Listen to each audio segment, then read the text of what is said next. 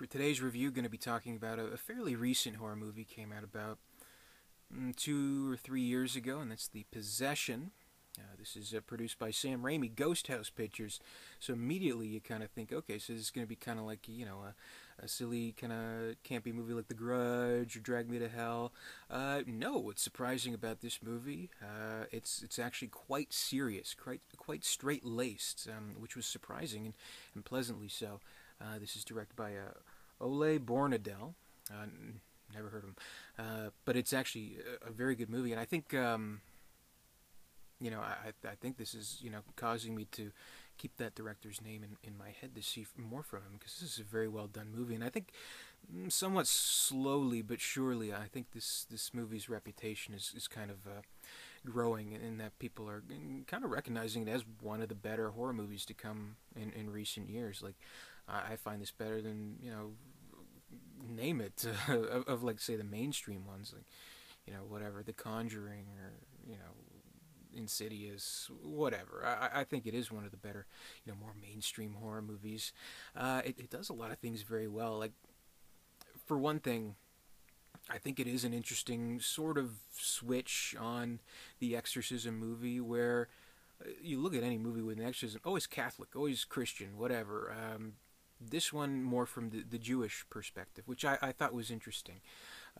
Also, I think it's very well made in terms of its dramatic aspects. Like, it's a character driven movie, I think, and there is a somewhat compelling drama to the movie.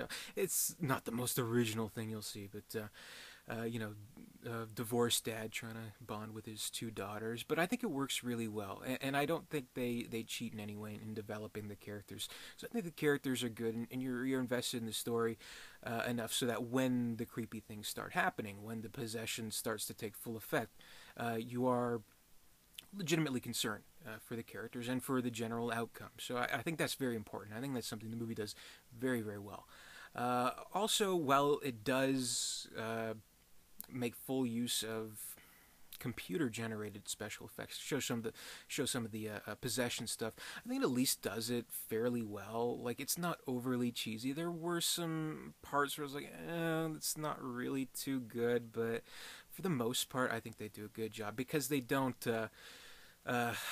overdo it. I would say they don't relish in any of the effects, so it's not necessarily about that. It is more about the attitude of the kid herself, who gets possessed, and so I think the performances are really good in this movie. Jeffrey Dean Morgan, awesome. I love him. He's great in this movie. Really, really sells it.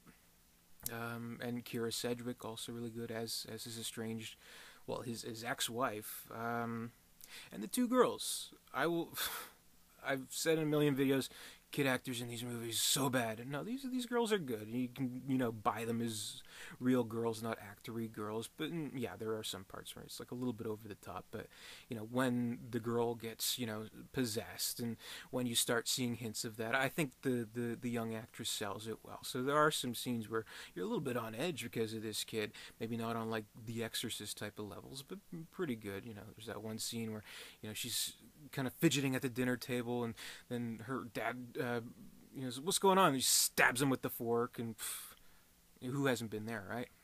Dad. But yeah, I think it's all pretty good, and it's convincing, I think. And they do the whole this is based on a true story. Yeah, whatever.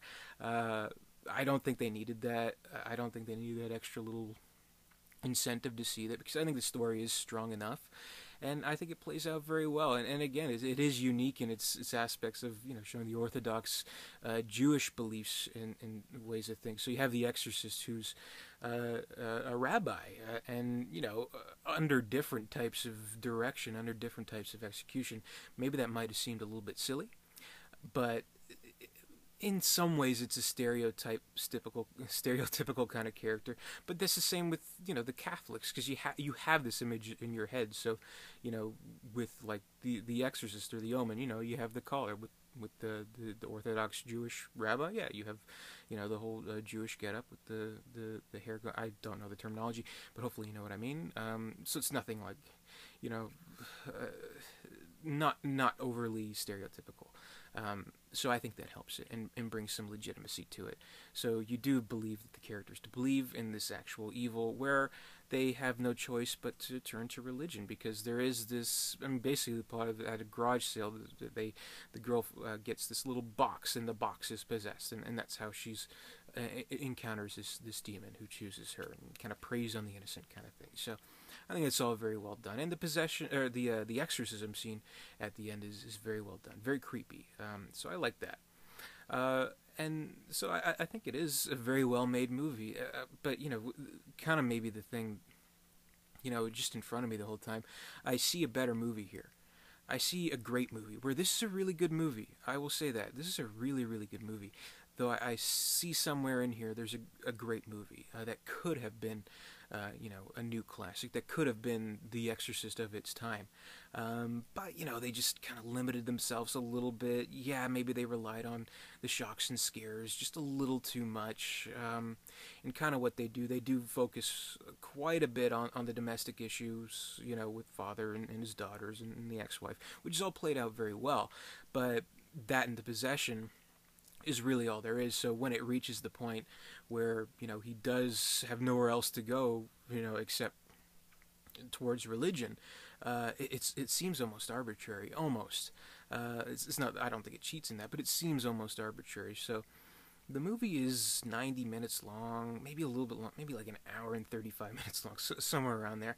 I think if, say, they made it a little bit longer, if they extend this by half an hour, even 40 minutes, broadened the horizon of the film a little bit more, explored, say, the Jewish folklore a little bit more, explored the religious beliefs a little bit more, before we saw the family, or intermittently in between where we see the family, maybe get to know the Jewish exorcist a little bit more, see from his point of view, kind of like The Exorcist, where, the Exorcist character in that movie, he's an integral part of the story. He's not just, shows up to fight the demon at the end, which this character does, unfortunately. So I don't think, he got his due, unfortunately. So it's a little bit disappointing to kind of see in the movie, though I don't think it necessarily breaks it, because at that same time, what I'm describing there, that could almost be pegged as an Exorcist ripoff. So, I mean, what can you really do, ultimately?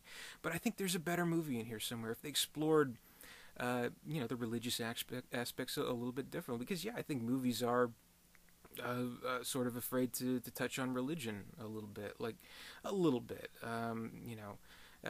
You don't quite feel the realism from the religious aspect of things. You do from the family aspect of things, the family domestic issues, all that. You feel that is very real, but the religious stuff, it kind of comes at the end as sort of like a, just shock. So, instead of, say, the crawl at the beginning saying this is based on a true story that occurred over 29 days, whatever, maybe show a little bit more about the religious folklore, a little bit about the demons.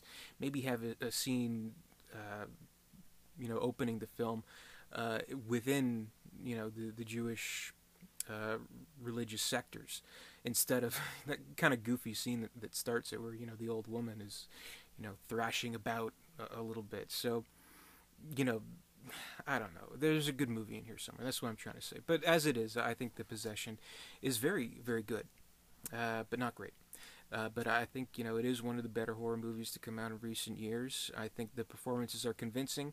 I think the scares are well done. And I think the story, ultimately, though it could have expanded a little bit more, I think it is an intriguing kind of twist on what we usually see in these types of possession films. So I think it's definitely worth seeing if you haven't already. But yeah, that's my review of The Possession. I highly recommend it. So that'll be my review for today, and comment, rate, subscribe, all that good stuff.